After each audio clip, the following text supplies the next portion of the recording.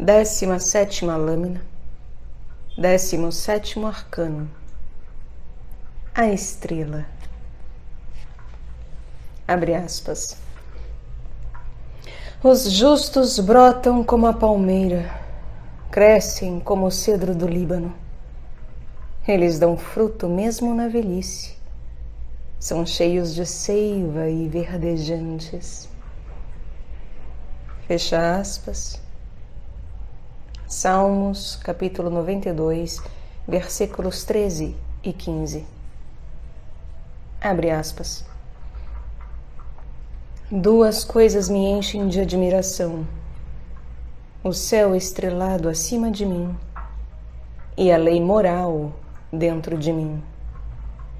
Fecha aspas. Immanuel Kant.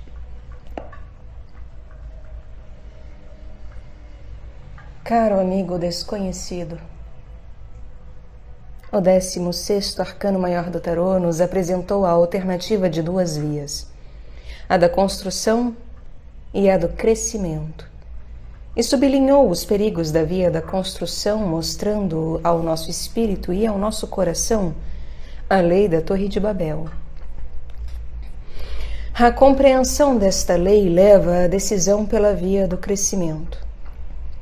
Ora, o 17º arcano maior do tarô, a estrela, é o arcano do crescimento, como o 16º arcano é o da construção. Trata-se, pois, agora de exercício espiritual consagrado ao crescimento, podendo nós então concentrar-nos no problema do crescimento e meditar sobre seus aspectos essenciais, a fim de chegarmos à contemplação de seu núcleo ou de sua essência místico-gnóstico-mágica e metafísica. Numa palavra, de sua essência hermética. Apliquemo-nos, pois, a essas três tarefas. Uma torre é construída, uma árvore cresce. Os dois processos têm em comum o aumento progressivo de volume e a tendência para o alto, mas se diferem no sentido em que a torre se eleva aos saltos, ao passo que a árvore tem elevação contínua. Isso porque, na construção da torre, os tijolos ou as pedras talhadas são colocados uns sobre os outros, enquanto os tijolos microscópicos, as células da árvore, se multiplicam por divisão e crescem em volume. É a seiva que sobe das raízes para o tronco e os ramos que torna possível o crescimento da árvore. A torre é seca, ao passo que a árvore é cheia de seiva em movimento, subjacente à divisão das células e ao seu crescimento, subjacente, numa palavra, ao processo de crescimento. O crescimento é contínuo, enquanto a construção procede por saltos, e o que é válido para o artificial e o natural no domínio físico, vale também no domínio psíquico e espiritual. Os justos crescem como o cedro do Líbano, são cheios de seiva e verdejantes. E espírito abatido, ossos secos. Provérbios, capítulo 17, versículo 22. Estamos diante de tema de igual alcance que o do agente mágico astral, o vínculo entre a consciência e a ação ao qual a literatura ocultista dá muita importância, a saber, o tema da seiva universal da vida, que é o do 17º arcano, o arcano do crescimento. Porque como existe um agente intermediário misterioso que efetua a passagem da imaginação para a realidade, existe também um agente não menos misterioso que efetua a passagem do estado potencial do germe para o da maturidade, a passagem do que está em potência para sua realização. o agente transformador do ideal em real. Como uma força intermediária entra em jogo no processo que transforma a imaginação em ação, isto é, em acontecimento objetivo, do mesmo modo existe o jogo de uma força desconhecida no processo do tornar-se. Trata-se de bolota que se torna carvalho, de criancinha que grita muito e que se torna um Santo Agostinho, ou de um mundo em estado de nevoeiro primordial que se torna sistema planetário povoado de seres vivos, de seres animados e de seres inteligentes. Nos 3 casos, crescimento de organismo, desenvolvimento de indivíduo, da infância até a morte, evolução cósmica, devemos postular a existência de agente ativo que efetua a passagem do que está em potência para a realidade. Alguma coisa agiu durante o tempo em que a bolota se tornou carvalho, em que o óvulo fertilizado se tornou homem maduro, e em que o nevoeiro primordial cósmico se tornou sistema planetário, com nosso globo habitado pela humanidade.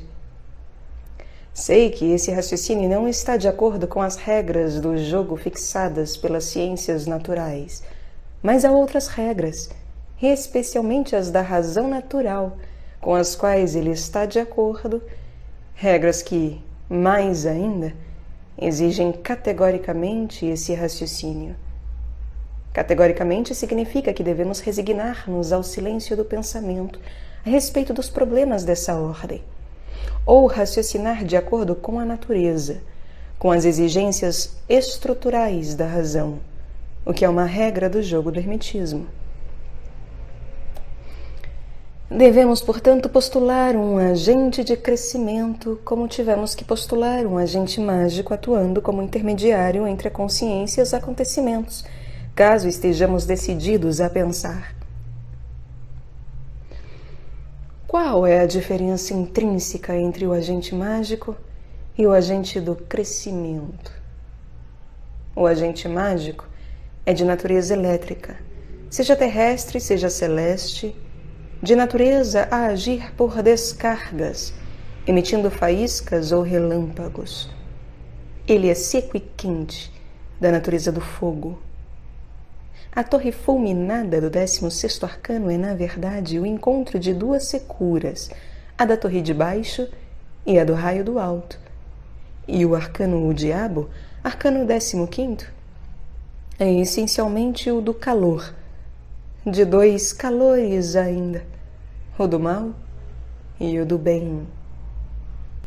Os arcanos 15º e 16º são os do fogo, e os arcanos 14º e 17º são os da água, porque a inspiração angélica e o agente do crescimento têm em comum que flutuem, não agindo por choques e descargas, mas de maneira contínua. A continuidade transformadora é a manifestação essencial do agente do crescimento, assim como a fulguração criadora é a do agente mágico. Esses 2 agentes manifestam-se em toda parte, inclusive no domínio da intelectualidade humana. Alguns espíritos tomaram o partido da água. A eles devemos as ideias do transformismo, a evolução, o progresso, a educação, a terapêutica natural, a tradição viva. Outros tomaram o partido do fogo. A eles devemos as ideias do criacionismo, a criação a partir do nada, a invenção, a eleição, a cirurgia, a prótese e a revolução. Tales acreditava que o papel principal no mundo coubesse ao agente do crescimento, ou à água, ao passo que Heráclito atribuía esse papel ao agente mágico, ou ao fogo. Goethe, em sua Noite de Walpurgis, do Fausto, livro 2, faz Anaxágoras, adepto do fogo, discutir com Tales, adepto da água, sobre o tema da primazia da fulguração criadora ou da continuidade transformadora na natureza, Discussão que chegou ao desfecho dramático da evocação mágica por Anaxágoras das 3 luas, Diana, Lua, Hécate. Ele se arrependeu dessa evocação e acabou por se atirar com a face por terra, implorando às forças fulgurantes e portadoras de catástrofes irreparáveis que se acalmassem. Quanto a Tales, convidou homúnculos para a alegre festa marítima, a festa das metamorfoses, o baile do transformismo. E Tales exclama: tudo provém da água, tudo se conserva pela água. Oceano, concede-nos tua obra eterna. Não há nada de surpreendente no fato de Goethe ter se colocado do lado do agente do crescimento, ou da água, apesar de admitir a realidade do agente mágico ou do fogo. Ele, que escreveu 4 obras sobre a metamorfose e que fez dela o tema principal de sua vida: metamorfose da luz ou das cores, metamorfose das plantas, metamorfose dos animais e metamorfose do homem. Com Fausto, sua obra principal. A sua fé era a do conformismo, da evolução e da tradição. Ele acreditava no progresso da cultura sem revoluções, valorizava tudo o que flui, tudo o que cresce sem saltos, e se colocava do lado do princípio da continuidade. O princípio da continuidade foi realçado no domínio intelectual, de maneira particularmente impressionante e fecunda, por Leibniz. Ele não se viu diante dos turbilhões ou dos abismos que separam uma crença de outra, uma tese de outra, um grupo humano de outro. Por cima dos abismos que separam as teses de suas antíteses, ele atirou o arco-íris da continuidade, da tradição gradual. Como o vermelho se transforma progressivamente em laranja, e o laranja em amarelo, o qual por sua vez se transforma imperceptivelmente em verde, para tornar-se mais tarde azul, índigo e violeta, do mesmo modo, toda tese se transforma em sua antítese. Assim, a tese segundo a qual todo centro da existência particular, mônada, é livre, é a tese segundo a qual tudo é predestinado pela causa eficiente final do universo, a harmonia pré-estabelecida, coexistiam em paz no arco-íris das ideias de Leibniz sobre o mundo, embora essas teses sejam claramente contraditórias. Mas, para Leibniz, elas não eram nem mais nem menos contraditórias do que o vermelho e o violeta no arco-íris. Para ele, o platonismo, o aristotelismo, a escolástica, o cartesianismo, a mística e o espinosismo eram apenas cores do arco-íris da filosofia perene, e em seu pensar ele se movia no círculo zodiacal do pensamento. Sua obra era, portanto, a da paz, como a do hermetismo, porque o método de Leibniz é o hermetismo puro e simples. E foi esse arco-íris da paz, o princípio da continuidade que guiou Leibniz em sua atividade voraz, que tinha em vista 2 fins essenciais: a fundação das academias das ciências e a fusão das igrejas católica e reformada. As academias de ciências de Berlim, São Petersburgo e Viena são fruto dos esforços de Leibniz para introduzir o arco-íris da paz na forma prática da cooperação dos cientistas de todas as disciplinas na civilização ocidental. Quanto à obra de fusão das igrejas católica e reformadas, empreendidas com Bossuet, a ponte intelectual e moral construída por ele ainda existe, e o vai e vem se acentua. Foi ainda o princípio da continuidade ou a água do hermetismo que levou Leibniz à descoberta das bases do cálculo diferencial na matemática, porque o cálculo diferencial é apenas a aplicação do princípio da continuidade e do modo de pensar líquido, em lugar do pensar cristalizado, no domínio da matemática. O cálculo infinitesimal, que abrange o cálculo diferencial e o cálculo integral, o alfa e ômega de um pensar tornado líquido em matemática, é a aplicação do princípio da continuidade. Ele resulta da admissão do agente do crescimento no domínio das matemáticas, onde antes o princípio da construção reinava sozinho. Esta recordação me dá a ocasião de salvar do esquecimento a obra de um homem provavelmente esquecido, se é que foi notado. O livro sagrado de Thoth, Os Arcanos Maiores do Tarô, publicado na Rússia em 1916 ou 17. O autor, o engenheiro Shmakov, usou, quase em cada página, o cálculo diferencial e o cálculo integral para tratar de problemas tais como a individualidade e Deus, a liberdade e a ordem cósmica, os planos de existência e de consciência, o espírito e a matéria, etc. O autor desse livro, 400 páginas em oitavo, impressionou-me profundamente por numerosas fórmulas de cálculo infinitesimal, sem dúvida, mas sobretudo pelas longas passagens do Zohar e de outros livros escritos em hebraico ou em aramaico, que ele não se dignou traduzir nem transcrever em caracteres latinos ou cirílicos. Desdém magnífico da popularidade num tempo em que o populacho era todo-poderoso e a demagogia estava na ordem do dia. Esse livro foi editado a expensas do autor, em excelente papel.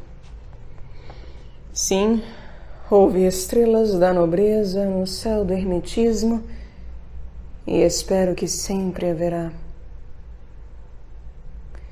Essa saudação a um amigo desconhecido morto não deixa de ter relação com o tema dessa carta, dirigida ao amigo desconhecido vivo, porque a contribuição do engenheiro Shmakov para a tradição do hermetismo é a demonstração da fecundidade da aplicação do cálculo infinitesimal no domínio ao qual ele pertence por direito de nascimento, o do hermetismo. Enumerando os espíritos que compreenderam o arcano do agente do crescimento, não posso deixar no esquecimento um grande espírito e estrela do céu da filosofia perene, que por certo conheces, caro amigo desconhecido. Trata-se de Bergson, hermetista só pela graça de Deus, sem nenhuma filiação externa com ordens ou sociedades iniciáticas. Henri Bergson teve a coragem e o mérito de reafirmar com suas sequências científicas o princípio da continuidade e o método de pensar que compreende o movimento, movendo-se com ele e não detendo-se nele. Eis o que ele diz sobre isso.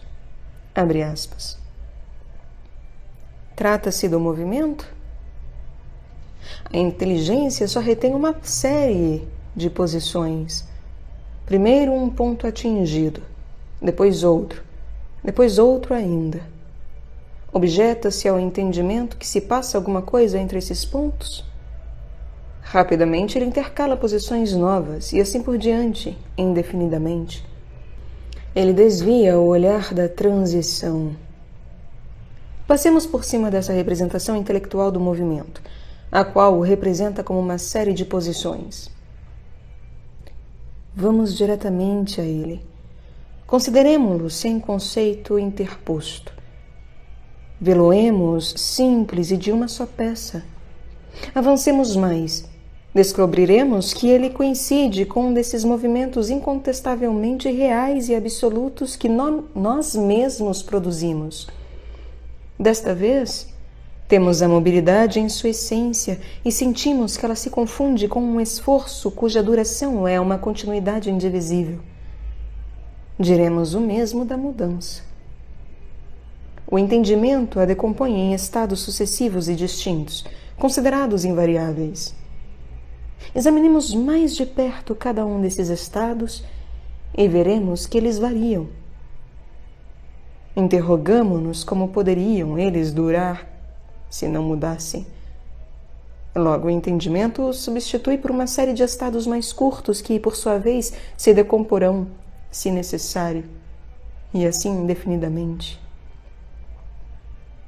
Como não ver que a essência da duração é passar e que o estável ajuntado ao estável nunca fará algo que dure? O real não são os estados simples, instantâneos, apreendidos por nós ao longo da mudança. Ele é, ao contrário, o fluxo, a continuidade da transição, a própria mudança.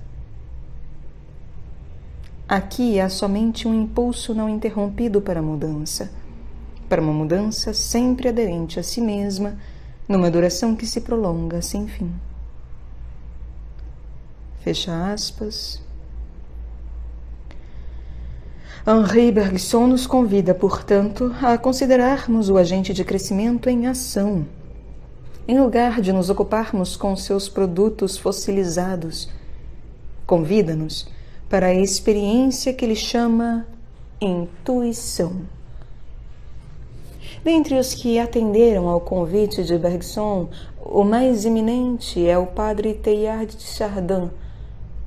Eis o resumo de sua obra, encontrado na última página de seu diário, escrito antes de sua morte no dia 7º de abril de 1955. Quinta-feira Santa. O que creio. 1 São Paulo. Os 3 versículos. Em pace pantateus. Segundo, cosmos igual cosmogênese, biogênese, noogênese e cristogênese. Os 2 artigos do meu credo. Terceiro, o universo está centrado evolutivamente em cima, frente. Cristo é seu centro. Fenômeno cristão. Noogênese igual a cristogênese igual a Paulo. Os 3 versículos aos quais o autor se refere são, abre aspas, o último inimigo a ser destruído será a morte, pois ele, Cristo, tudo colocou debaixo dos pés dele. E quando todas as coisas lhe tiverem sido submetidas, então o próprio Filho se submeterá àquele que tudo lhe submeteu, para que Deus seja tudo em todos. Fecha aspas. 1 Coríntios, capítulo 15, versículos 26, 27 e 28.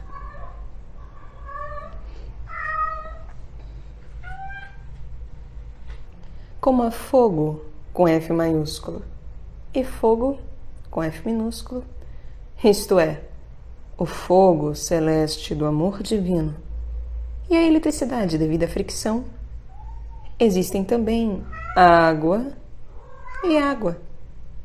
A água celeste da seiva do crescimento, do progresso e da evolução, e a água inferior da instintividade, do inconsciente coletivo e da coletividade devoradora. A água dos dilúvios e dos afogamentos. A mulher, representada na lâmina do 17º arcano, derrama as águas de 2 vasos, segurados um pela sua mão esquerda, o outro pela direita, que se misturam num mesmo rio.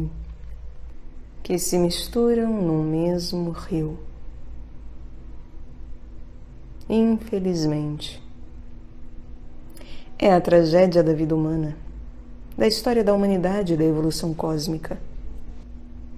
O rio da continuidade, na hereditariedade, na tradição e na evolução, que leva do passado para o futuro sem fim tudo o que é ao mesmo tempo são, nobre, santo e divino do passado e tudo o que nele é infeccioso, vil, blasfematório e diabólico. o que Verlaine diz do Senna em seus poemas saturninos, abre aspas, tu, Senna, corres e, serpeando, arrastas para Paris teu curso de velha serpente barrenta, trazendo para teus portos teus carregamentos de madeira, de hulha e de cadáveres.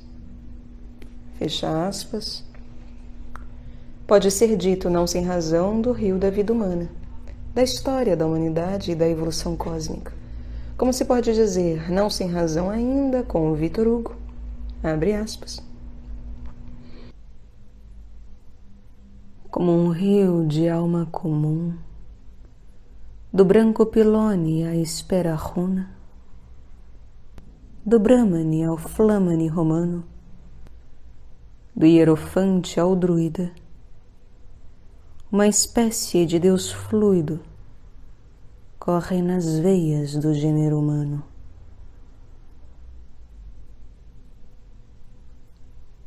Fecha aspas.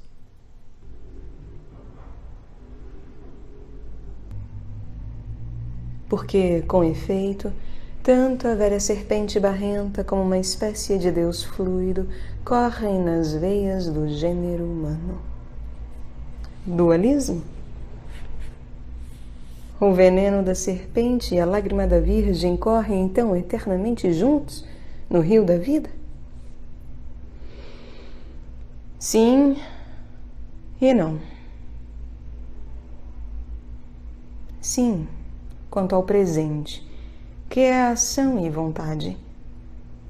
Não quanto ao futuro, que é a estrela do mar do entendimento e da esperança. Porque para a ação, o dualismo é aquilo que desperta a vontade e a faz passar do estado passivo para o estado ativo. Todo esforço pressupõe dualismo prático e concreto.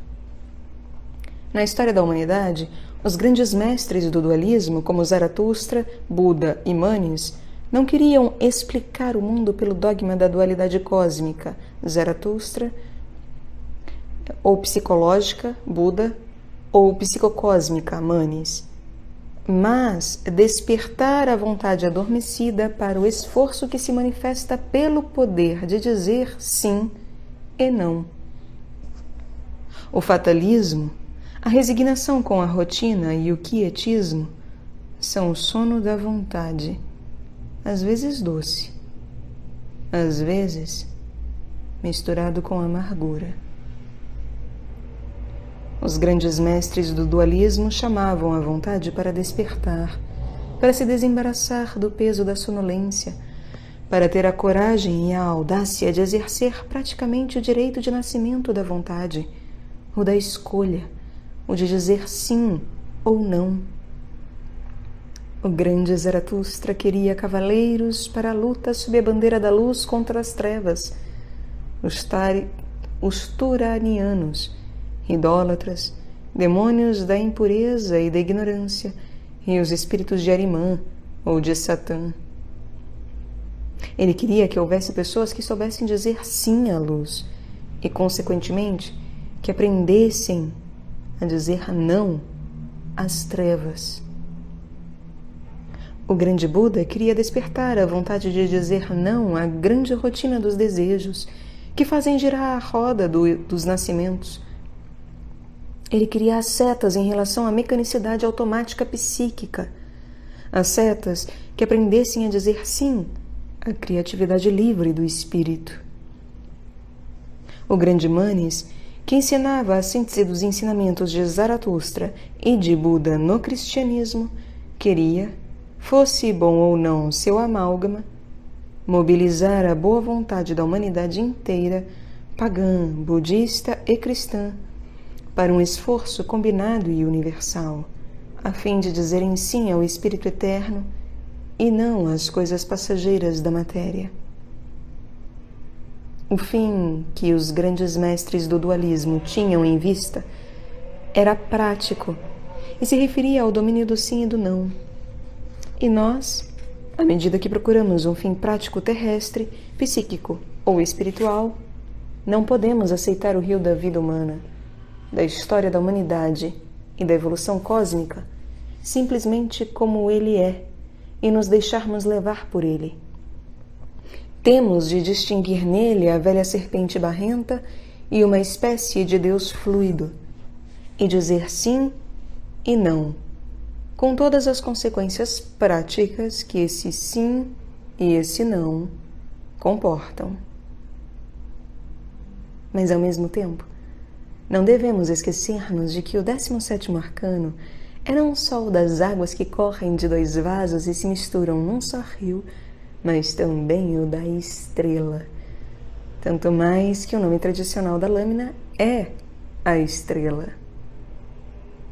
A grande estrela central da lâmina, como aliás a constelação toda das 8 estrelas, convida a nossa consciência para o esforço de aliar a justiça contemplativa, a estrela amarela de 8 raios, com a justiça ativa, a estrela vermelha de 8 raios, e de unir o princípio guia do entendimento ao princípio guia da vontade. Em outros termos, ela nos convida a ultrapassarmos o dualismo pela operação mágica e alquímica da união dos contrários, chamada casamento dos contrários, que faz irradiar-se sobre o mundo esta força que torna o futuro não só aceitável, mas também desejável, que transforma o futuro em promessa, e que é a antítese da tese de Eclesiastes, filho de Davi, rei de Jerusalém. Abre aspas. O que foi, será.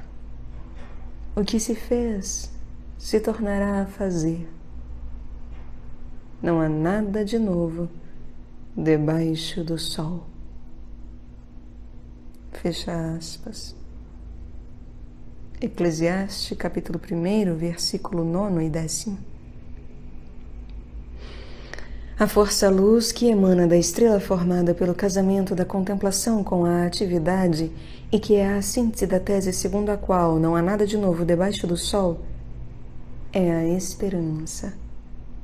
Ela proclama no mundo: o que foi prepara o que será, e o que foi feito prepara o que será feito. Tudo é novo debaixo do sol. Cada dia é um acontecimento e uma revelação únicos que nunca se repetirão. A estrela não é algo subjetivo devido ao temperamento otimista ou sanguíneo ou ao desejo de compensação, no sentido da psicologia freudiana e adleriana modernas. Ela é uma força-luz que se irradia objetivamente e dirige a evolução criadora para o futuro do mundo.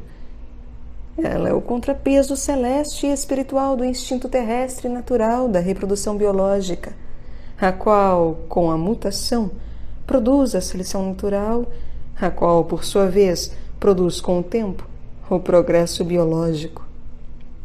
Em outros termos, a esperança é aquilo que move e dirige a evolução espiritual no mundo. Enquanto move, ela é força objetiva, e enquanto orienta e dirige, luz subjetiva.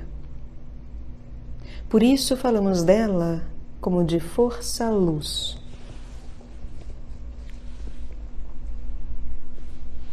A esperança está para a evolução espiritual, como o instinto de reprodução para a evolução biológica.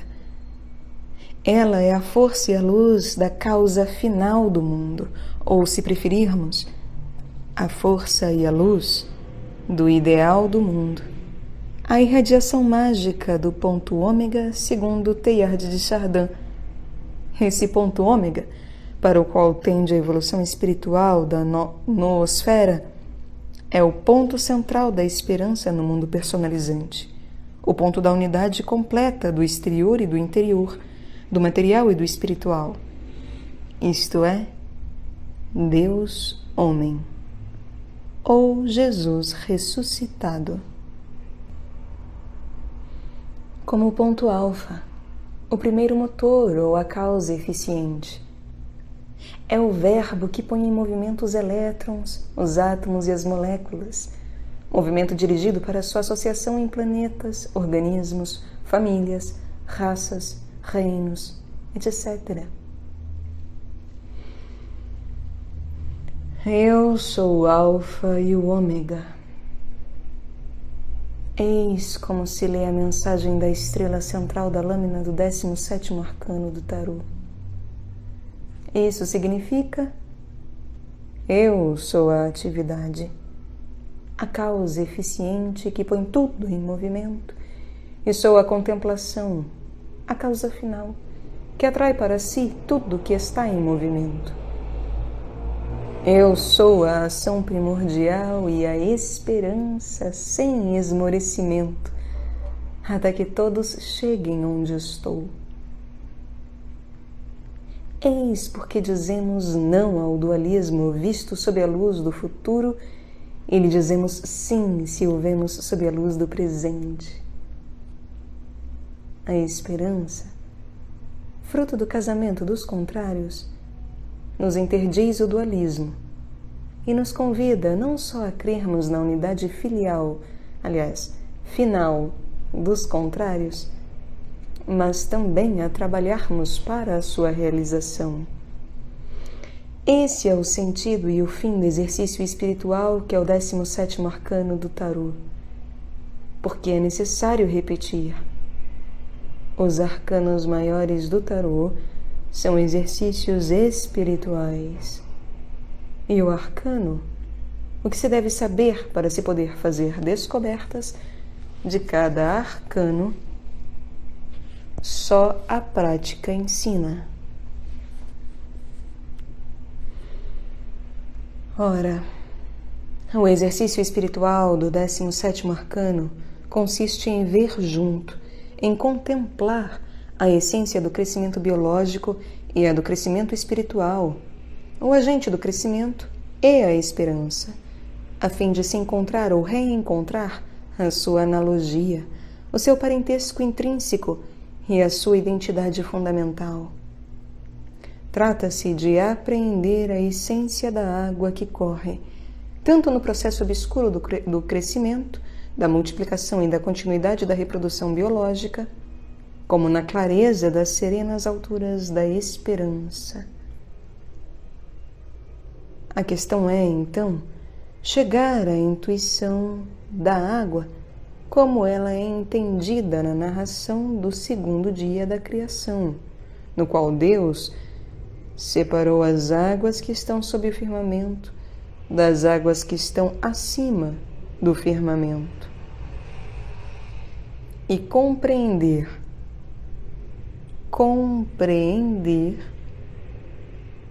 que a luz que passa por cima da consciência e o impulso do instinto que passa por baixo dela são, no fundo, a mesma coisa, separada para agir segundo 2 modos diferentes, a saber, a água, o princípio do crescimento e da evolução tanto biológica como espiritual. Devemos chegar à percepção intuitiva, isto é, imediata, e dotada da certeza da evidência, de que o princípio da seiva líquida, portador do agente do crescimento, e o princípio da esperança, da crença na transformabilidade das coisas e em sua transformação em conformidade com seus protótipos divinos, portador da evolução espiritual, são uma coisa só, o princípio da água. Embora um haja a partir da esfera situada acima da consciência e o outro a partir da esfera situada abaixo dela. Por isso, a lâmina do 17º arcano do tarô representa a mulher, o princípio materno, entre a constelação da esperança acima dela e o rio da continuidade da vida biológica abaixo dela. Porque toda mãe professa a dupla fé, a da esperança celeste. O futuro será mais glorioso do que o presente, e a da continuidade terrestre. O rio das gerações que se sucedem vai para a frente, na direção indicada pela esperança do alto. Toda mãe, enquanto mãe, sabe que no fundo do rio das gerações age o impulso mágico primordial da causa eficiente, do alfa do mundo, e que a causa final, o ômega do mundo, não deixará de dirigi-la e atraí-la para si. Em outras palavras, toda mãe, pelo fato de ser mãe, professa a origem divina e o fim divino do mundo. Se assim não fosse, ela se recusaria a ter filhos destinados a serem vítimas do absurdo. Podemos, portanto, designar o 17º arcano também como o arcano da mãe, ou o arcano da Eva. A intuição simultânea da esperança celeste e da magia primordial, já que está ativamente presente nela a bênção do Criador. Sede fecundos, multiplicai-vos, enchei a terra e submetei-a.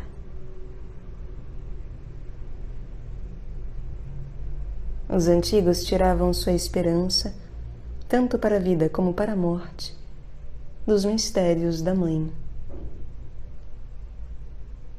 Penso em particular nos mistérios de Eleusis, mas também em outros, como nos de Ísis. A essência de todos os mistérios da mãe exprime a epístola do apóstolo Paulo aos Romanos. Abre aspas. Pois a criação em expectativa anseia pela revelação dos filhos de Deus. De fato, a criação foi submetida à vaidade, não por seu querer, mas por vontade daquele que a submeteu, na esperança de ela também ser libertada da escravidão da corrupção para entrar na liberdade da glória dos filhos de Deus. Pois sabemos que a criação inteira geme e sofre as dores do parto até o presente. Fecha aspas. Epístola aos Romanos, capítulo 8, versículos 19 a 23.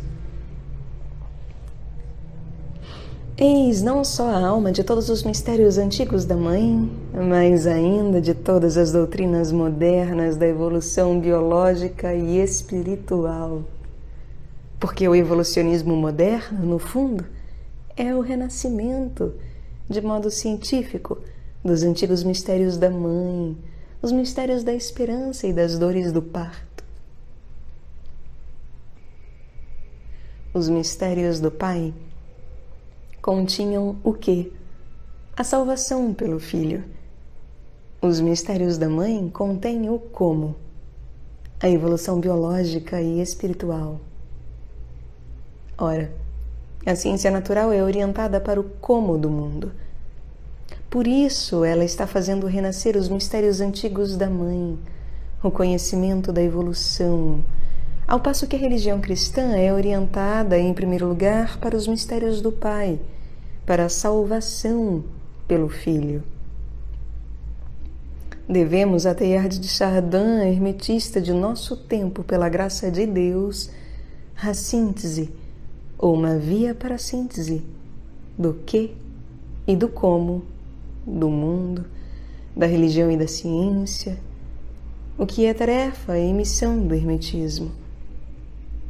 Doravante, o mundo todo pode contemplar a serpente da evolução crucificada na cruz da providência divina e o Filho de Deus crucificado na cruz da evolução da serpente, e daí tirar esperança para a vida e para a morte. A evolução e a salvação, as duas verdades da ciência e da religião, desde já não são mais contraditórias. Elas trazem juntas a mensagem da esperança.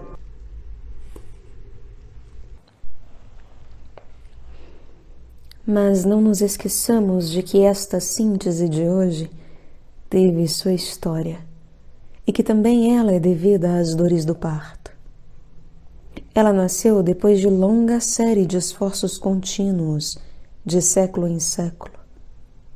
O esforço de um Heráclito, o filósofo da mudança perpétua da matéria, dos gnósticos, que fizeram ressoar na história humana o drama da queda e do retorno da Sofia a Camote, de um Santo Agostinho, o pai da filosofia da história, que mostrou as duas correntes da história da humanidade, a da cidade terrestre e a da cidade de Deus, dos pensadores herméticos alquimizantes que afirmavam e reafirmavam incansavelmente o princípio da transformabilidade do que é vil no que é nobre, de um Martinez de Pasquali que escreveu seu Tratado da Reintegração dos Seres, de um Fabre d'Olivet, autor da História Filosófica do Gênero Humano, no qual mostra a operação química do triângulo fatalidade,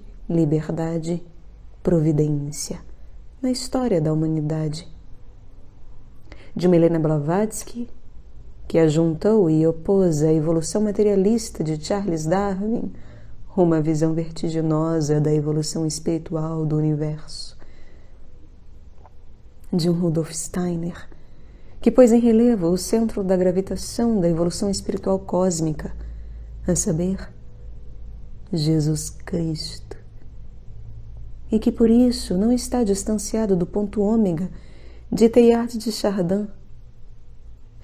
Todos esses esforços contribuíram, de maneira visível ou invisível, para a síntese de hoje.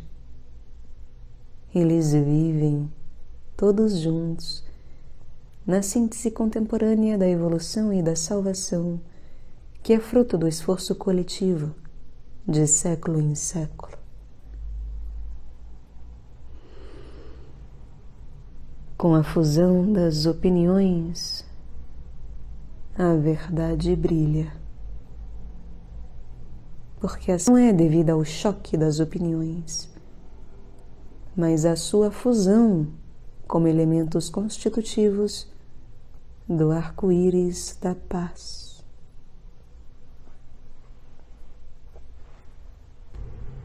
Com efeito, a síntese das verdades da salvação e da evolução é um arco-íris no qual resplandecem as essências imortais dos esforços do passado, purificados de seus invólucros temporais e acidentais. Porque não é, por exemplo, à refutação da alquimia antiga e medieval que se deve o transformismo moderno, a evolução biológica e espiritual, mas ao fato de que o dogma alquímico fundamental da transmutabilidade ter sido adotado pelos pensadores contemporâneos, purificada dos elementos temporários e acidentais, como a orientação para produzir o ouro material, a pedra filosofal material e a panaceia material, a alquimia celebra hoje sua apoteose no esplendor da síntese da salvação e da evolução.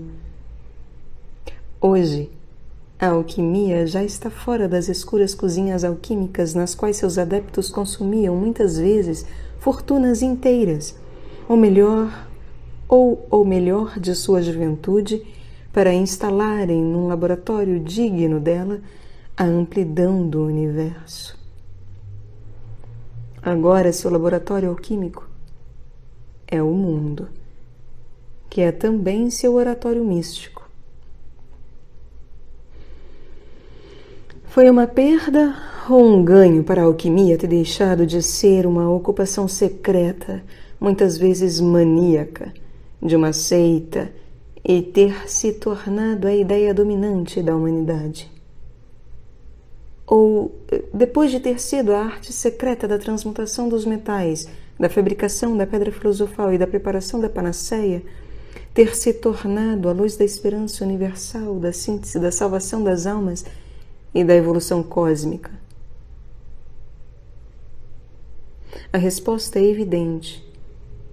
Hoje, somos testemunhas do triunfo da alquimia, triunfo inaudito, e que ultrapassa as esperanças mais temerárias do passado. O que dissemos da alquimia vale também para a filosofia da história agostiniana. A cruz da cidade terrestre e da cidade de Deus, que Santo Agostinho via sobretudo na história de Israel e do Império Romano, hoje, conservando sua essência imortal, está transformada na cruz da salvação e da evolução, da religião e da ciência. Na cruz, em última análise, do ora e labora, ora e trabalha, da graça e do esforço. Também a visão agostiniana vive, portanto, no arco-íris da síntese moderna da salvação e da evolução. O que dissemos da alquimia e do Santo Agostinho vale também para todas as outras contribuições antigas, medievais e modernas, para a síntese da salvação e da evolução. Síntese que é a obra de todos aqueles que ensinaram uma via, seja mística e espiritual, para a purificação, a iluminação e a união, seja histórica e social, para o progresso da civilização, da justiça social e dos costumes, seja biológica, para a evolução da esfera dos elementos químicos para a esfera dos organismos vivos e da esfera dos organismos vivos para a dos seres dotados de reflexão e palavra. A obra de todos aqueles que ensinaram uma via para o aperfeiçoamento individual ou coletivo resplandece agora no arco-íris da síntese da salvação e da evolução. O arco-íris da esperança da humanidade. Porque o arco-íris é a tradição chegada ao tempo da floração. Por isso, não nos esqueçamos também do poeta, porque, abre aspas, é ele que, malgrado os espinhos, a inveja e a derrisão, caminha curvado para as vossas ruínas, recolhendo a tradição.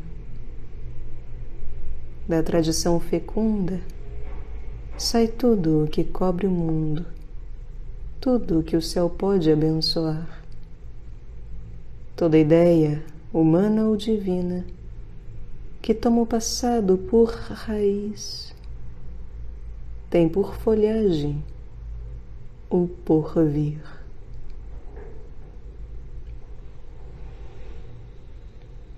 Fecha aspas. Victor Hugo. Se damos valor à tradição, não podemos passar sem a poesia. A Bíblia toda respira poesia, épica, lírica, dramática. Também o Zohar está cheio de poesia. As obras principais de São João da Cruz são comentários a poesias. Em toda a obra do padre Teilhard de Chardin vibra um impulso poético. E seus críticos veem nisso uma fraqueza, reprovável do ponto de vista científico, filosófico e teológico. Mas enganam-se, uma vez que a poesia é o impulso dá asas à imaginação, e sem a imaginação alada, dirigida e controlada pelas leis estritas da coerência intrínseca e da conformidade com os fatos, não é possível nenhum progresso. Não podemos passar sem a poesia, porque temos necessidade do impulso da imaginação. Devemos somente velar para não sermos levados pela imaginação que busca a ostentação e não a verdade. Quanto à imaginação dominada pela verdade, isto é, que só ama e procura o que é coerente e conforme aos fatos, ela é aquilo que, em todos os domínios do esforço humano, denominamos gênio ou fecundidade. O hermetismo também não pode dispensar a poesia. A Tábua da Esmeralda é poesia sublime. Sem dúvida, ela não é só poesia no sentido estético, verbal e musical puro e simples, uma vez que propõe um grande dogma místico, gnóstico, humano e alquímico. Mas não é também tratado discursivo em prosa. Ela é o cântico, a verdade dos três mundos. E os arcanos maiores do tarô? Não apelam eles à imaginação alada no quadro e na direção própria de cada um deles? Eles são símbolos.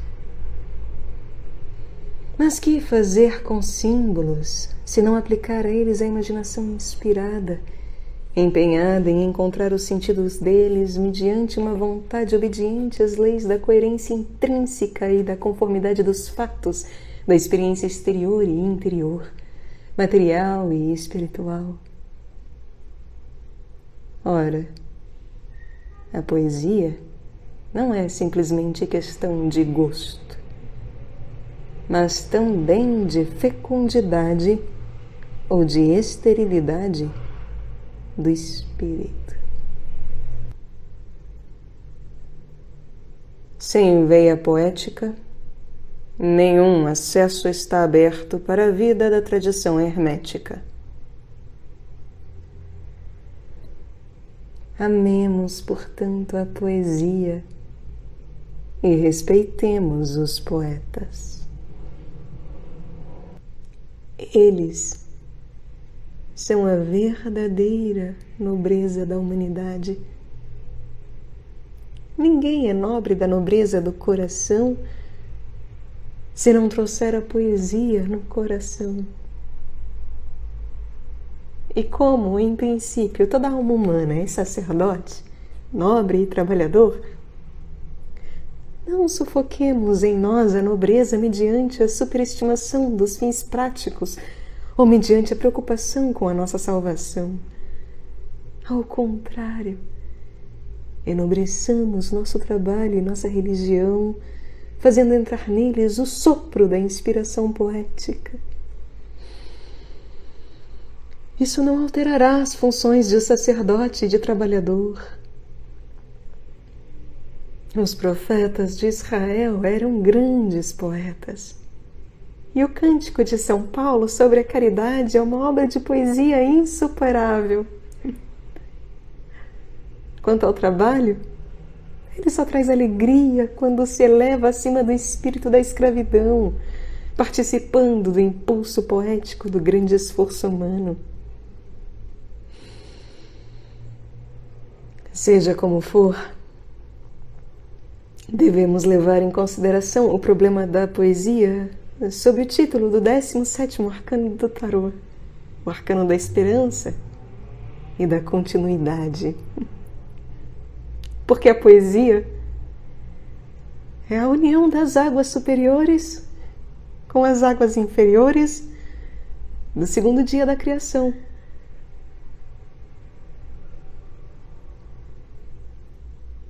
O poeta é o ponto no qual as águas separadas se encontram e para o qual confluem o curso da esperança e da continuidade.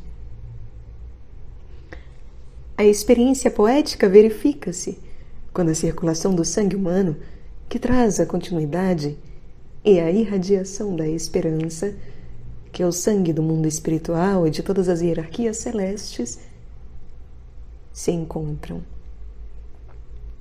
se unem e começam a vibrar juntas.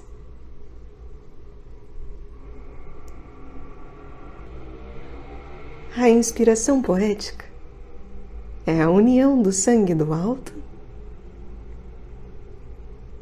da esperança e do sangue de baixo, da continuidade. Por isso devemos ser encarnados, ter a pulsação do sangue quente terrestre para podermos criar obras poéticas, não só de sentido subjetivo, mas também de sentido objetivo. Deveríamos estar imersos no sangue quente humano, ser encarnados e elevar-nos acima dele, unindo-nos ao sangue luminoso do céu, a esperança, para que pudessem ser produzidos, por exemplo, os Salmos de Davi. Não foi no céu, mas na terra que os Salmos de Davi nasceram.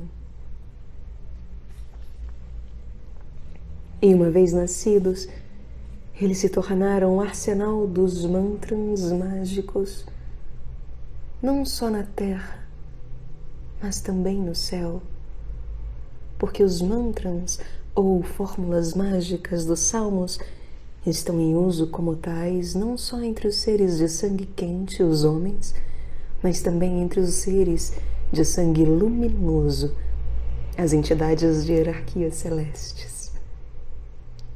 Os mantras, as fórmulas de significado mágico nos 3 mundos, nascem do casamento do calor com a luz, do sangue terrestre, portador da continuidade, com o sangue celeste, portador da esperança. Devemos dizer que toda palavra humana pode também tornar-se mágica se for sincera, ao ponto de empenhar o sangue, e se estiver cheia de fé, ao ponto de pôr em movimento as águas luminosas da esperança do alto. O grande grito de Jesus na cruz, quando entregou o Espírito, foi seguido do tremor da terra. O véu do santuário se rasgou em 2 partes, de cima a baixo. A terra tremeu e as rochas se fenderam. Abriram-se os túmulos. Porque ele trazia a magia do encontro supremo, o da gota de sangue humano derramado com o oceano inteiro da esperança do mundo. Segue-se que as fórmulas mágicas não são inventadas, como também não o é a poesia, mas que nascem do sangue e da luz. Por isso a magia sagrada em geral usa as fórmulas tradicionais, não por serem antigas, e sim porque nasceram da maneira que dissemos e porque se mostraram mágicas. Sabia-o bem, por exemplo, Martinez de Pasquali. O ritual de suas invocações mágicas é constituído só de fórmulas tradicionais, tiradas principalmente dos Salmos.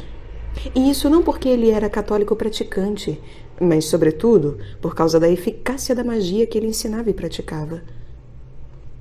A magia sagrada difere da magia arbitrária ou pessoal de várias maneiras. Além das diferenças mencionadas na 3ª carta, devemos acrescentar que a magia sagrada se serve do agente do crescimento, ao passo que a magia arbitrária trabalha sobretudo com o agente mágico da natureza elétrica.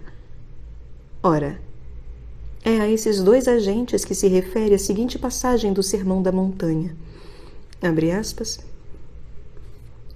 Ouviste também que foi dito aos antigos, não perjurarás, mas cumprirás os teus juramentos para com o Senhor.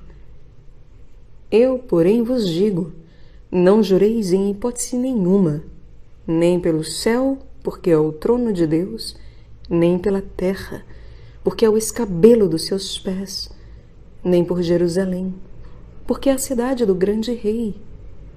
Nem jures pela tua cabeça, porque tu não tens o poder de tornar um só cabelo branco ou preto. Seja o vosso sim, sim, e o vosso não, não. O que passa disso vem do maligno. Fecha aspas, Mateus capítulo 5, versículos 33 a 37. Porque jurar abrange toda a categoria dos atos mágicos designados para reforçarem magicamente a simples promessa e a simples decisão da vontade humana nos limites de sua competência, isto é, dos limites do sim, sim, não, não. o desejo de ultrapassar esses limites, invocando a ajuda das forças exteriores ao círculo da vontade, a fim de que elas a tornem mais poderosa, emprestando-lhes mecanismo dinâmico, necessariamente apela às forças elétricas da serpente, ao maligno. Jurar é, portanto, o ato tipo que representa o domínio inteiro da magia arbitrária ou pessoal. Trata-se de tornar a vontade pessoal mais poderosa, reforçando-a com forças da natureza elétrica, fulgurantes, que agem por meio de descargas, provenientes de fora da vontade e colocadas à sua disposição. Ora, segundo a passagem citada, a realidade está subtraída da vontade arbitrária humana. O céu e a terra são de Deus. Jerusalém foi o domínio do grande rei. E a cabeça e o próprio corpo estão reservados para o agente do crescimento, subtraído ao arbítrio humano, porque tu não tens o poder de tornar um só cabelo branco ou preto. O céu, a terra, Jerusalém e a cabeça estão subtraídos não só ao arbítrio humano, mas também ao da serpente, a força elétrica proveniente da fricção e do conflito.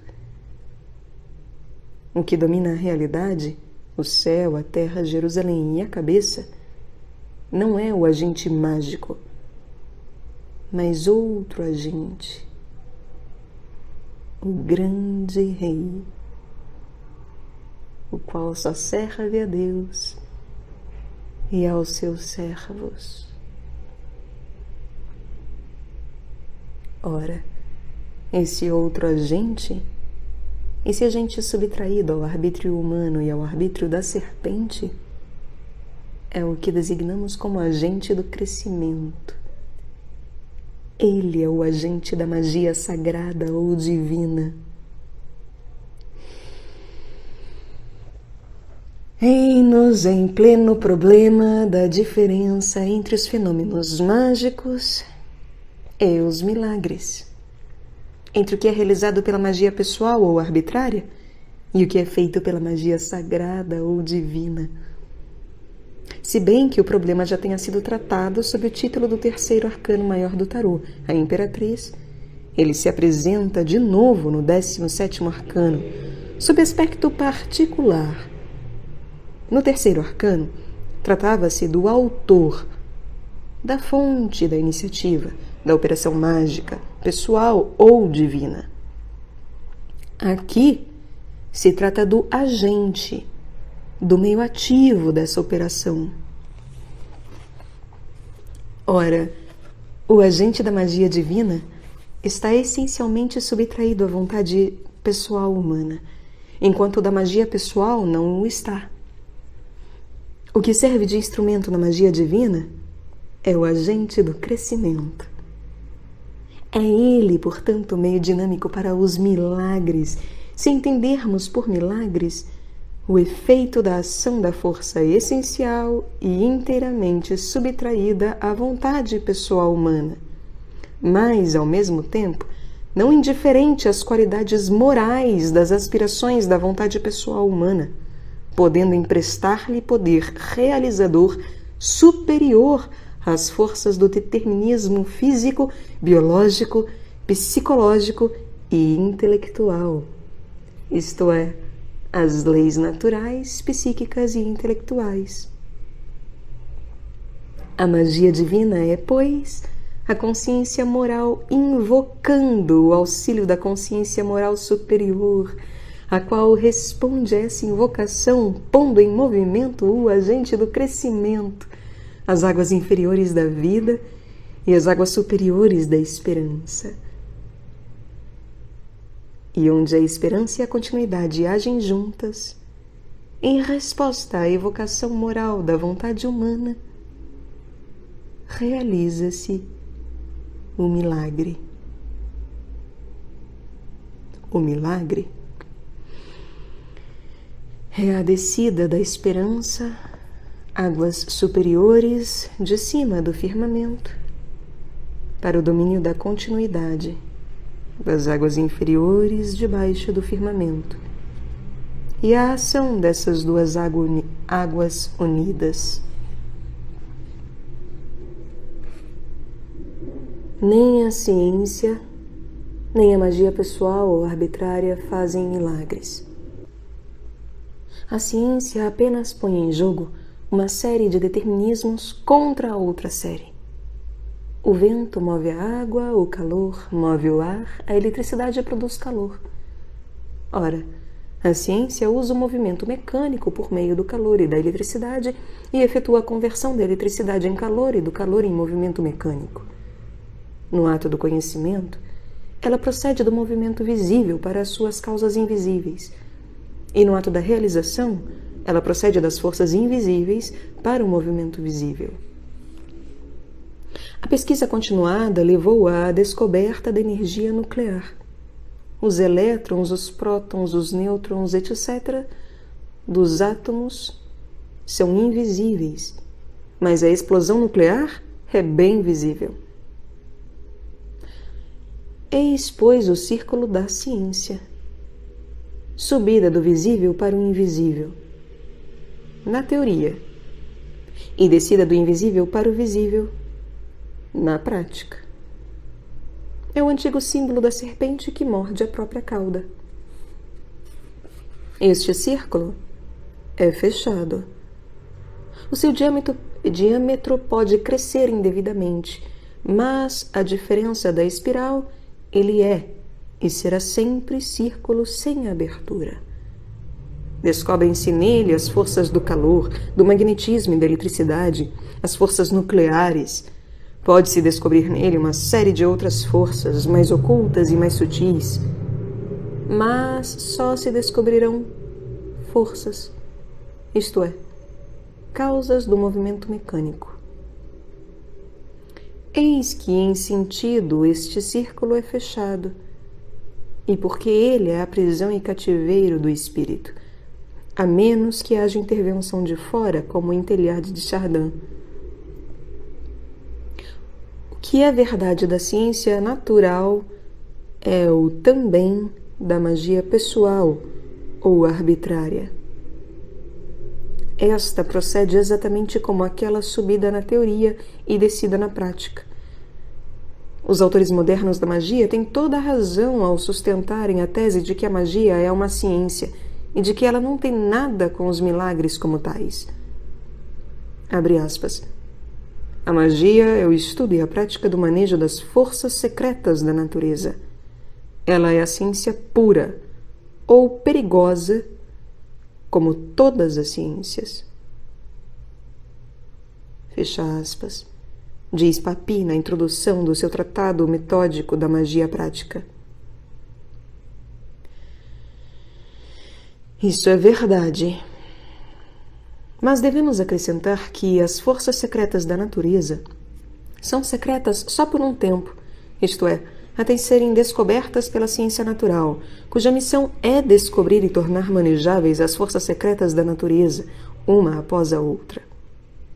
Devemos esperar que o objetivo da magia e o da ciência natural coincidam e apareçam idênticos.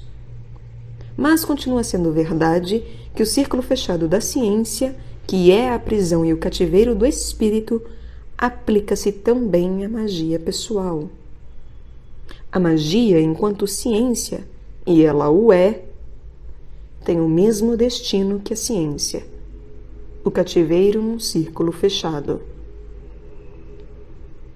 Na introdução ao seu Tratado Metódico da Magia Prática, Papi afirma mais adiante, abre aspas, a magia, poderíamos dizer, é o materialismo dos futuros cavaleiros de Cristo. Fecha aspas. Com isso, ele admite o fato do cativeiro da magia como tal no círculo fechado de um só aspecto do mundo, que ele denomina materialismo, e mostra esperar que, no futuro, uma intervenção de fora desse círculo torne os futuros magistas cavaleiros de Cristo.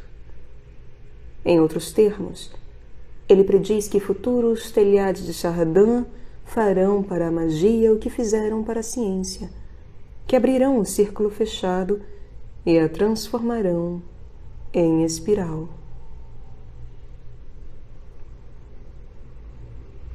Se Louis-Claude de Saint-Martin deixou o círculo dos discípulos de Martinez de Pasquale, que praticavam a magia cerimonial, e abandonou a prática dessa magia, sem negar sua eficácia realizadora, para abraçar a mística e a gnose de Jacob Böhm, foi porque ele sentia que a magia cerimonial é um círculo fechado, enquanto ele aspirava à perfeição ilimitada qualitativa, isto é, a Deus.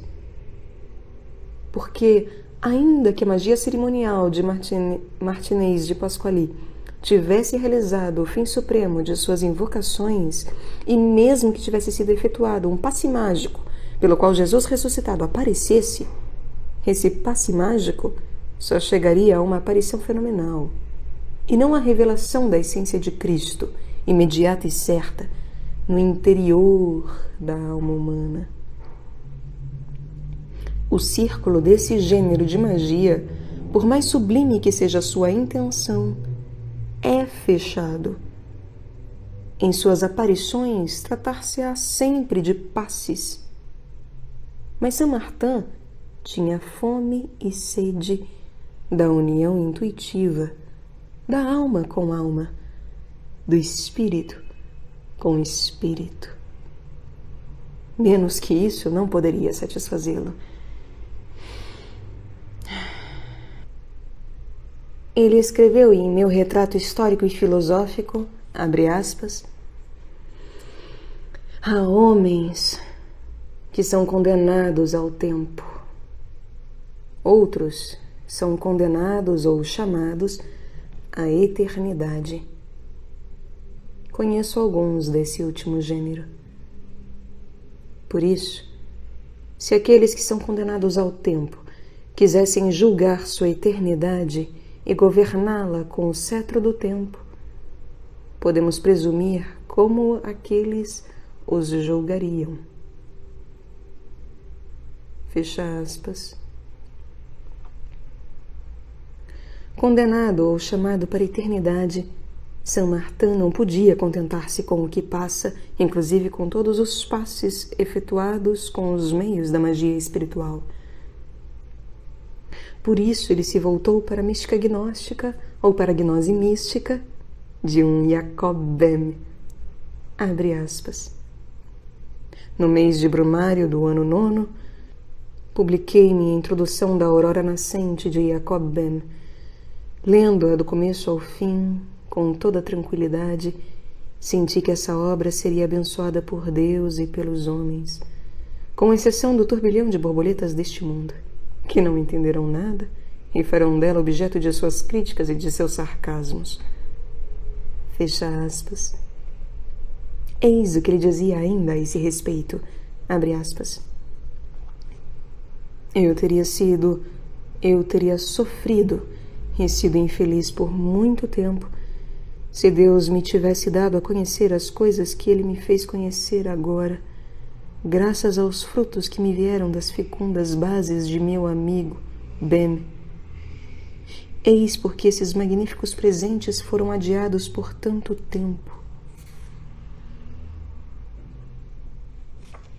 Fecha aspas. Os magníficos presentes não são fenômenos mágicos, mas revelações na vida interior da intuição e da inspiração. Os fenômenos mágicos dependem do saber e do poder científicos humanos. Os milagres dependem da sabedoria e do poder divinos. Isso significa que a participação humana consciente nos milagres da magia sagrada começa com a mística, prossegue com a gnose e termina nos milagres, isto é, na magia sagrada prática. Ex Deo, in Deo, per Deum.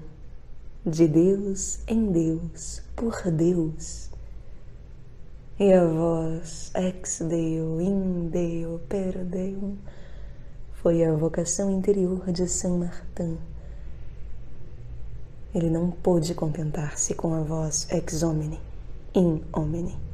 ad Deum, do homem no homem para Deus, da magia cerimonial mais nobre de seu tempo, a da escola de Martinez de Pasquali. Saindo do círculo fechado dessa escola, Saint-Martin conservou gratidão pela experiência adquirida nela e veneração por seu mestre. Escreve ele, abre aspas, se Martinez de Pasquali tivesse desejado me conhecer, ter-me-ia conduzido de outra maneira, e não como o fez, e teria feito de mim outra pessoa. Embora eu lhe deva obrigações inexprimíveis e agradeça a Deus todos os dias por ter permitido que eu participasse, ainda que em pequena escala, das luzes desse homem extraordinário, que foi, enquanto sei, o único homem vivo com o qual não me decepcionei. Fecha aspas. É que, se o círculo de Martinez de Pasquali era uma prisão, enquanto o círculo fechado, Saint-Martin, tendo procurado e encontrado uma saída, não podia vê-lo senão como o primeiro círculo da espiral infinita, na qual ele se empenhara. Mas, como falar em círculo fechado a propósito da magia cerimonial da escola de Martinez de Pasquali, se Saint-Martin pôde sair dela? O círculo da magia cerimonial, como da ciência, é fechado em princípio, mas toda alma humana individual pode sair dele, abraçando um ideal mais elevado e renunciando a todas as vantagens que o círculo lhe oferece. É esse um aspecto importante do sentido da fórmula crística: eu sou a porta. A saber, que se pode sair do círculo fechado e do cativeiro do espírito. Eu sou a porta. Se alguém entrar por mim, será salvo. Entrará e sairá e encontrará pastagem. Fecha aspas. João, capítulo 10, versículo 9. Isto é, quem é movido pelo amor de Deus e do próximo pode entrar em qualquer círculo fechado e sair. Em lugar de prisões, encontrará pastagens, isto é, mover-se-á em espiral. Foi assim, por exemplo, que Teilhard de Chardin pôde encontrar no círculo fechado da ciência sem ficar cativo. Foi assim também que Saint-Martin pôde entrar no círculo fechado da magia cerimonial sem ficar cativo e pôde sair dela, sempre transformando-a em espiral. A espiral é a boa nova, o evangelho anunciado a todos os que estão cativos nos círculos fechados. Jesus disse a Natanael, abre aspas, crês só porque te disse, eu te vi sob a figueira? Verás coisas maiores do que essas. Eu lhes disse, em verdade vos digo, vereis o céu aberto e os anjos de Deus subindo e descendo sobre o Filho do Homem. Fecha aspas. João, capítulo 1, versículos 50 e 51. O céu aberto é a via na espiral da infinitude que se abre. A espiral é o arcano do crescimento, tanto espiritual como biológico. A planta cresce segundo o movimento da espiral, Uma ideia, um problema, crescem igualmente segundo o movimento da espiral. Não são só os ramos da árvore que se dispõem segundo a espiral. Também os círculos chamados alburnos, que se formam todos os anos entre a casca e o cerne, e constituem vestígios ou efeitos da operação de crescimento circular em duas dimensões. A vertical e a horizontal. Isto é, procedem em espiral. Quanto às ideias e os problemas, eles crescem em amplitude e em altura nas consciências humanas por uma série de retornos e afastamentos, isto é, por círculos concêntricos, semelhante aos aburnos dos troncos das árvores. Assim, em 1919 e 20, ocupei-me pela primeira vez dos arcanos maiores do tarô sob os 4 aspectos incluídos no nome divino Yod-He-Vav-He, os quais se manifestaram, se apresentaram para mim, então, como unidade que compreendia a natureza, o homem e o céu, ou a alquimia, o hermetismo ético e a astrologia, unidos na teurgia.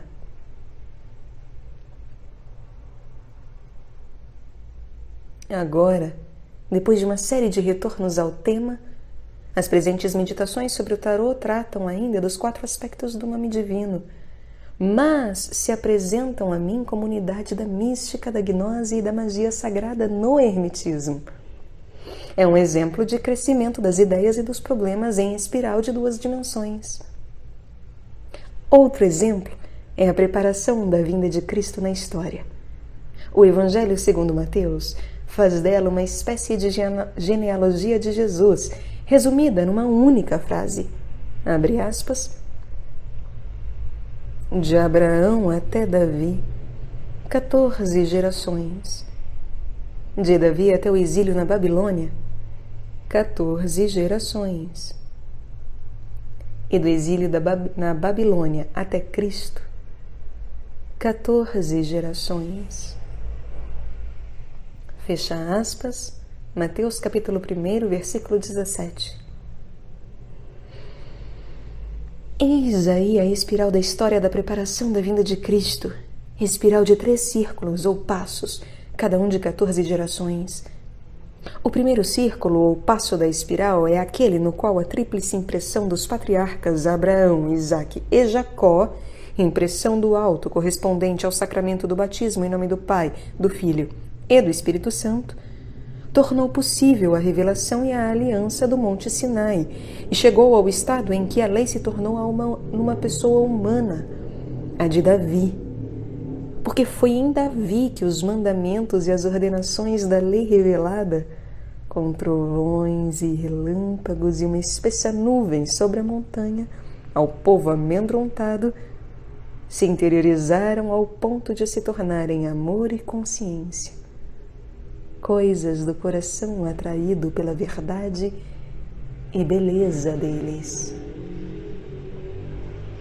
Em Davi, a lei se tornou alma. Por isso, também as suas transgressões deram lugar na alma a uma força nova, a penitência interior. O primeiro passo da espiral, as 14 gerações de Abraão até Davi, corresponde, pois, ao processo de interiorização que se verificou desde o sacramento do batismo, os 3 patriarcas, passando pelo sacramento da confirmação, a aliança no deserto do Sinai, até o sacramento da penitência.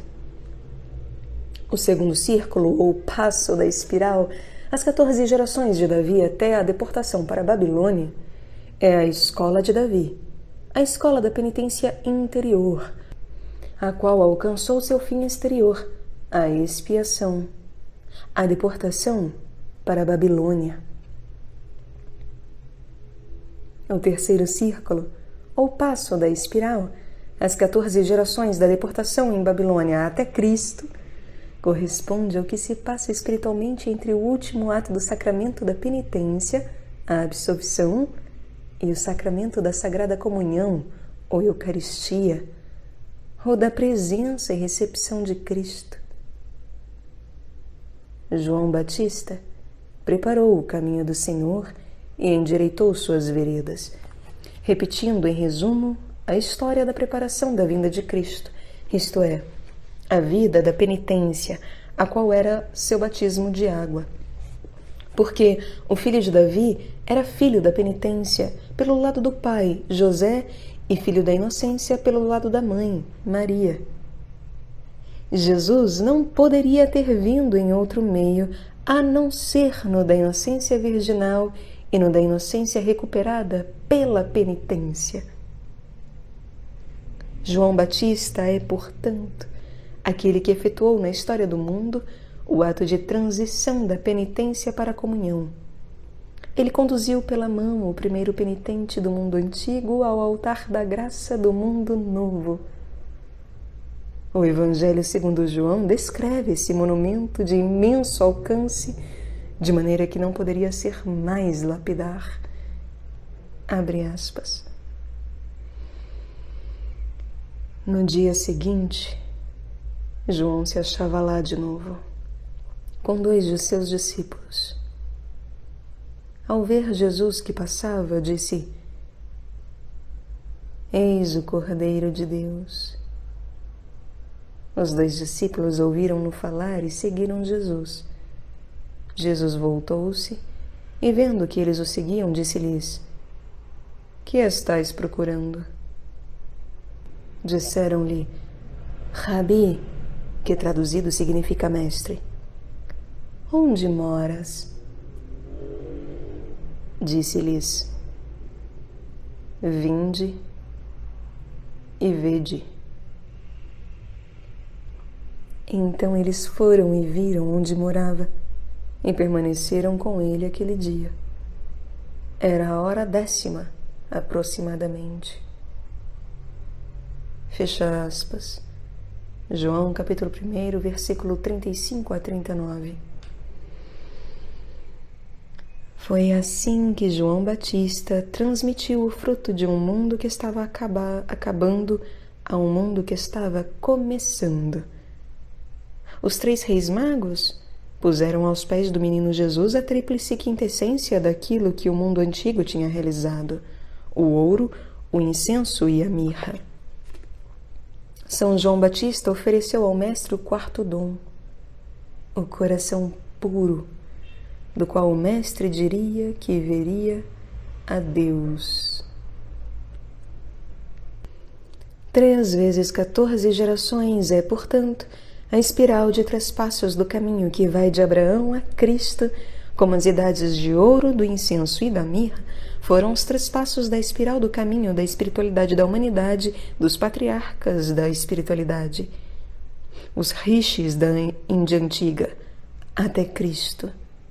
Porque a idade de ouro da espiritualidade, a da Índia antiga, foi seguida da idade do incenso da espiritualidade, a do Irã antigo, onde a revelação cósmica dos rishis se tornou alma e coisa do coração humano.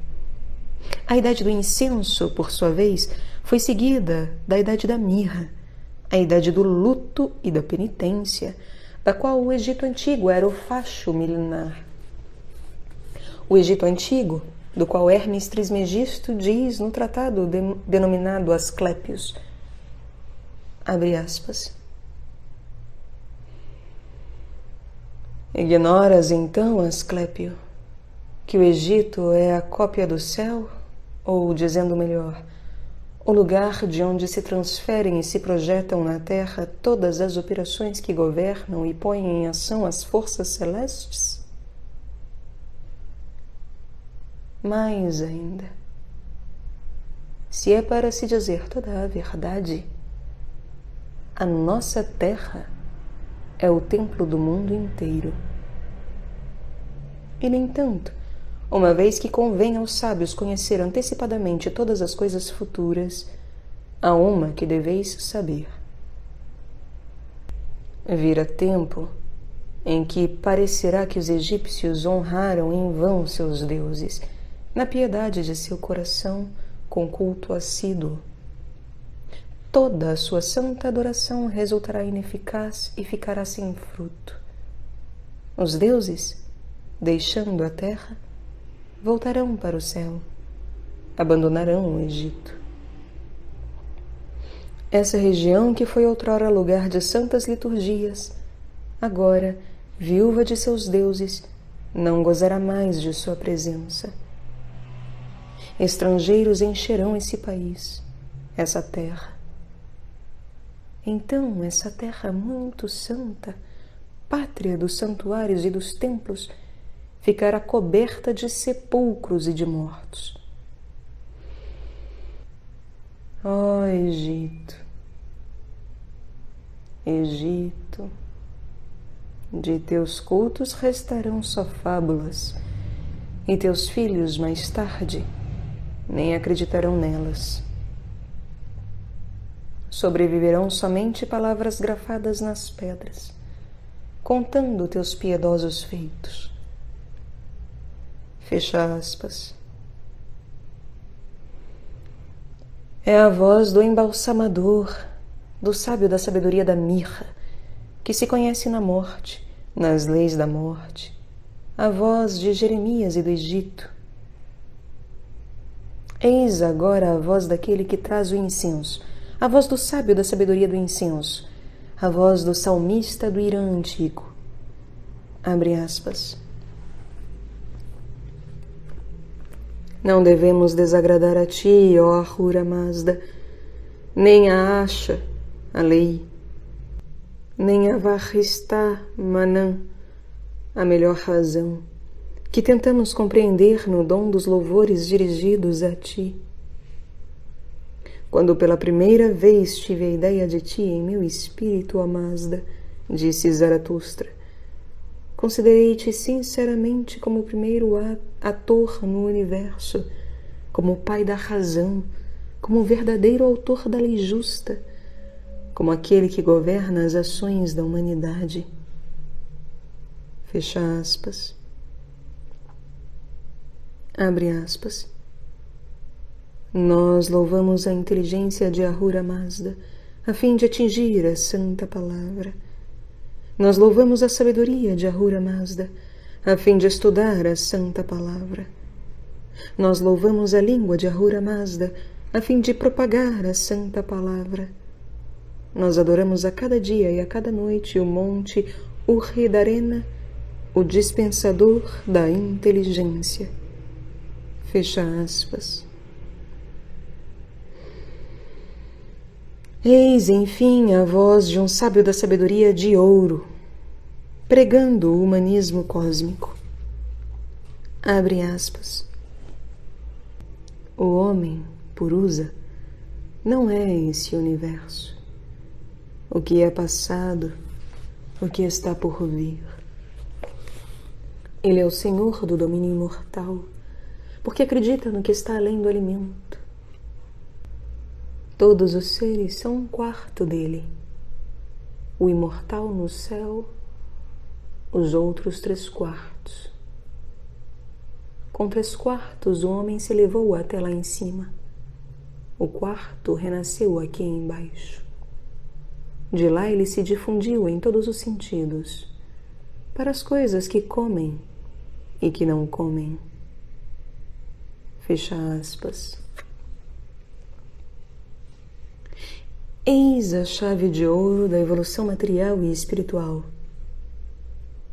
Só a universalidade e a transcendência do princípio humano, do Adon Kadmon da Kabbalah e do Purusa do Veda, é que a tornam inteligível.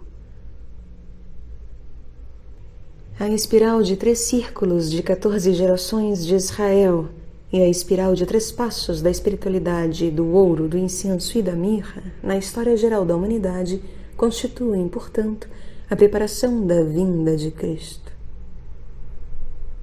Não seriam as 3 primeiras semanas do Advento a súmula dessa preparação milenar? Enquanto a 4ª lembraria seu resumo, a obra de João Batista? Seja como for, aqui ocupamos-nos da lei da espiral, porque é a espiral que caracteriza a ação do agente do crescimento, que é o tema do 17º arcano maior do tarô, cuja lâmina nos mostra a relação que existe entre o estelar, o feminino, o líquido e o crescente. Há estrelas no céu. Há uma mulher nua derramando água de 2 vasos e há 2 arbustos que crescem. É a água que faz os arbustos crescerem no deserto. É a mulher que derrama a água e é das estrelas que emana a luminosidade que se transforma em liquidez por intermédio da mulher.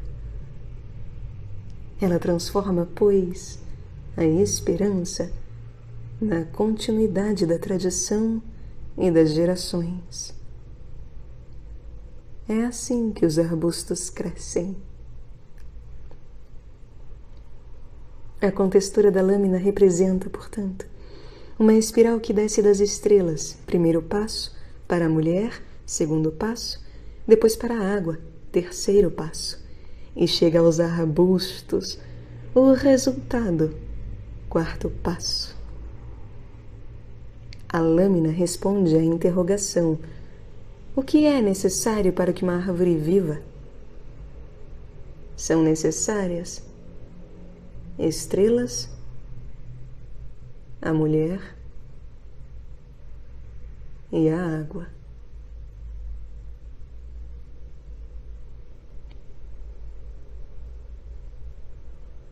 Com efeito,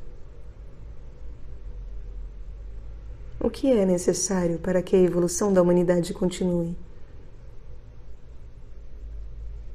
São necessárias a esperança, a maternidade e a hereditariedade. O que é necessário para que a verdade espiritual não só sobre no esquecimento, mas viva? São necessárias a esperança, a criatividade leal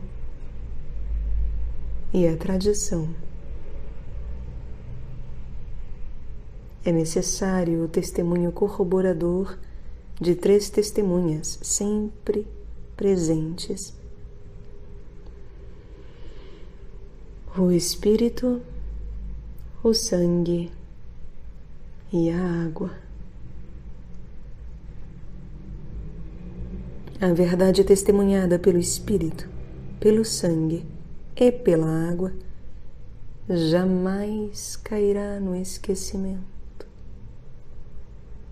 Poder-se-á matá-la, mas ela ressurgirá. Ora, a unidade da esperança, da criatividade e da tradição é o agente do crescimento. Ele é a ação combinada do espírito, do sangue e da água. Ele é, pois, indestrutível, sua ação é irreversível e seu movimento é irresistível. O agente do crescimento é, em última análise, o tema da Tábua de Esmeralda de Hermes Trismegisto. Abre aspas. E como todas as coisas existiram e vieram de um, assim todas as coisas nasceram nessa coisa única por adaptação. Fecha aspas, diz a Tábua de Esmeralda. Isso significa que, como o Uno é o criador da essência de todas as coisas, assim é ele o agente único, o qual adapta a existência de todas as coisas à sua essência, o princípio da adaptação daquilo que nasceu segundo seu protótipo criado, ou agente do crescimento, o princípio da evolução. Ele é gerado pela luz espontânea da esperança, o sol, refletida no movimento das águas inferiores, a lua, o que produz o estímulo geral ou o impulso, o vento, que traz a esperança primordial para sua realização no domínio material, a terra, a qual lhe oferece os elementos construtivos, o alimenta.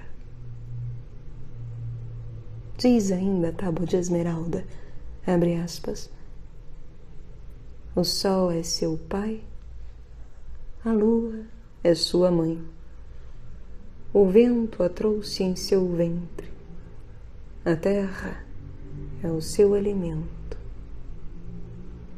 Fecha aspas.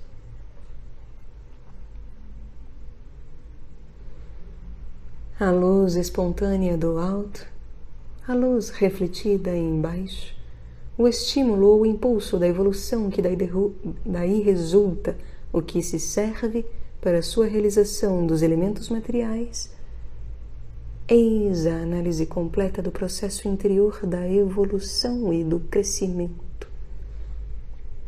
Trata-se de agente que adapta constantemente a existência à essência, o agente do crescimento, que a tábua de esmeralda designa pelo termo o telema do mundo todo.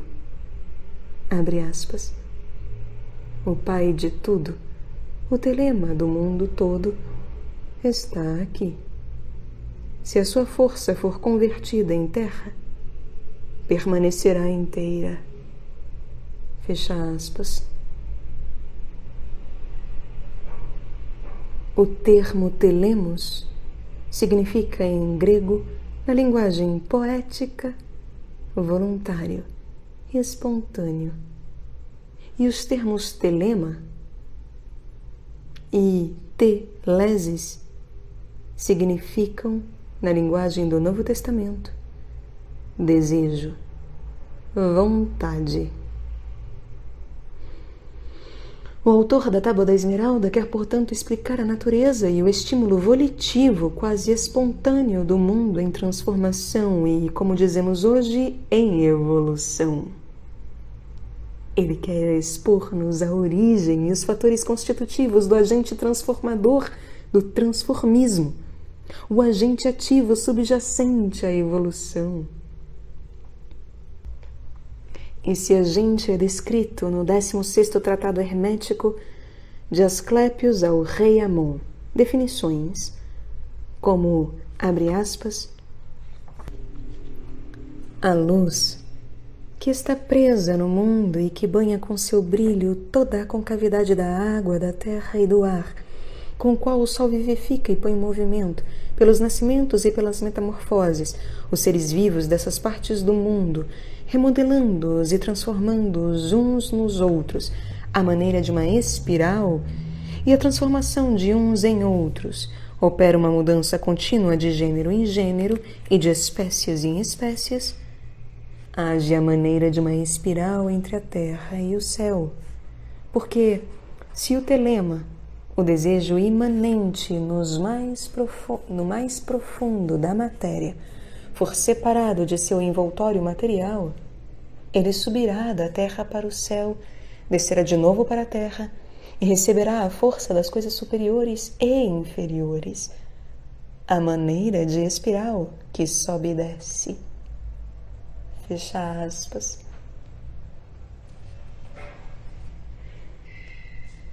Vês então, caro amigo desconhecido, que o transformismo, a doutrina da evolução, redescoberta pela ciência do século XIX, era não só conhecido como fato pelo hermetismo da época helenística, mas era também o tema de uma filosofia profunda que se ocupava do agente do transformismo que realiza uma mudança contínua de gêneros em gêneros e de espécies em espécies, e os transforma à maneira de espiral. Também o heliocentrismo era conhecido do hermetismo daquela época, pelo menos 15 séculos antes de sua redescoberta, como se vê pelo mesmo Tratado Hermético. Abre aspas. O Sol está estabelecido no meio do mundo, carregando o mundo como coroa, e como bom condutor, ele assegura o equilíbrio do carro do mundo e o ligou a si para que ele não fosse puxado numa corrida desordenada.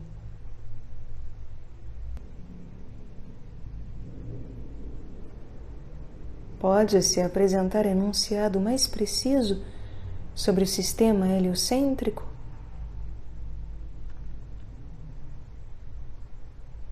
Os hermetistas antigos conheciam o fato da evolução e do transformismo e procuravam seu agente ativo, o telema, esse impulso volitivo e quase espontâneo que age no mais profundo da matéria.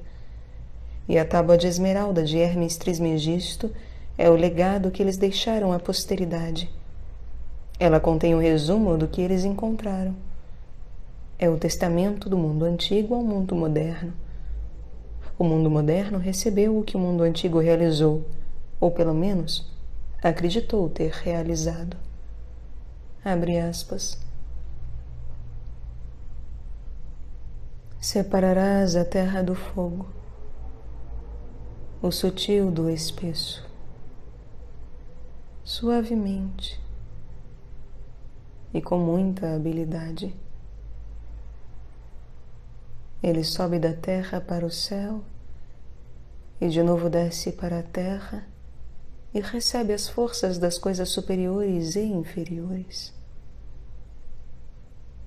Terás, por esse meio, toda a glória do mundo, e de ti se afastará toda a escuridão. Ela é a força forte de toda a força, porque vencerá toda coisa sutil e penetrará toda coisa sólida. Assim o mundo foi criado. Disso serão e sairão inúmeras adaptações, cujo intermédio está aqui. Por isso foi chamado Hermes Trismegisto, tendo as 3 partes da filosofia do mundo.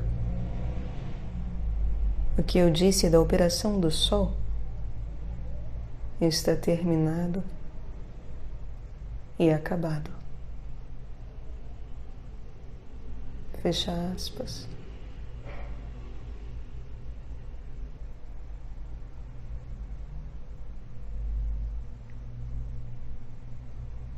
Terminado e acabado, conclui o testamento da antiguidade. Seria pretensão tola a arrogância ingênua, piedosa ilusão ou constatação de fato? Questão de consciência e de experiência. A cada um responderá individualmente. Quanto a mim, coloco-me do lado daqueles que veem aí uma constatação de fato, principalmente no que concerne ao agente do crescimento, que é a força forte de toda força, que move toda coisa sutil e penetra toda coisa sólida. O tema do agente do crescimento já foi tratado especialmente nas cartas sobre o 3º e o 11º arcanos maiores do tarô.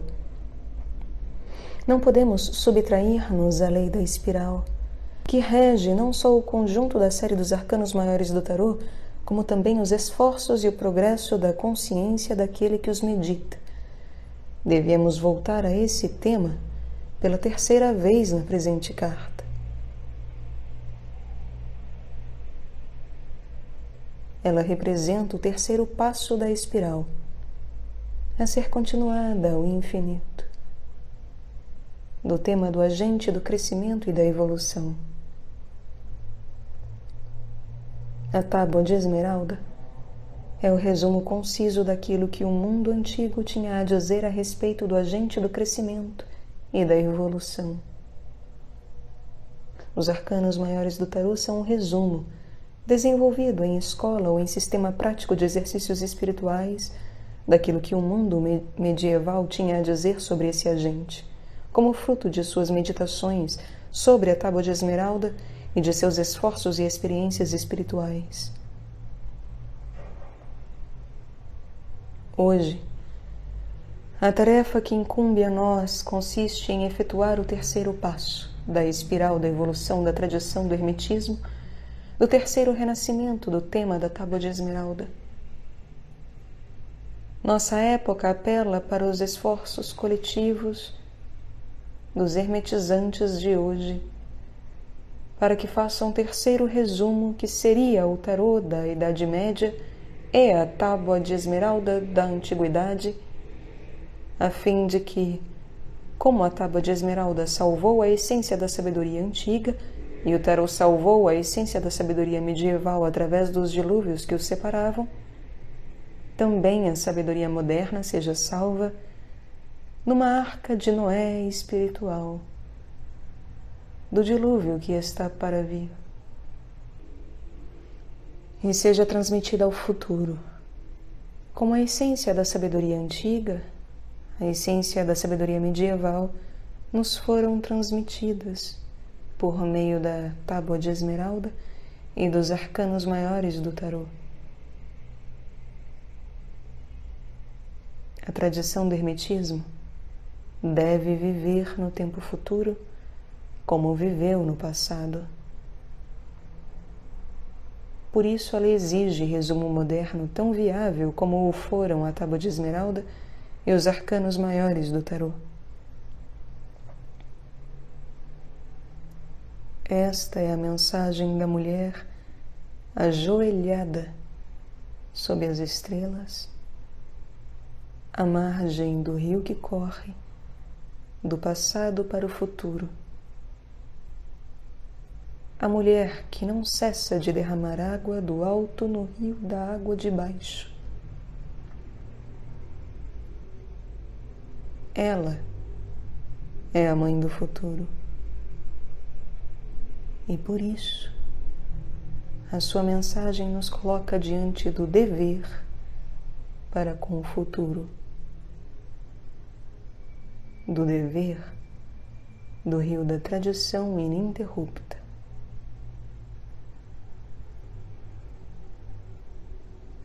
Devemos esforçar-nos para nos conformarmos a Ele.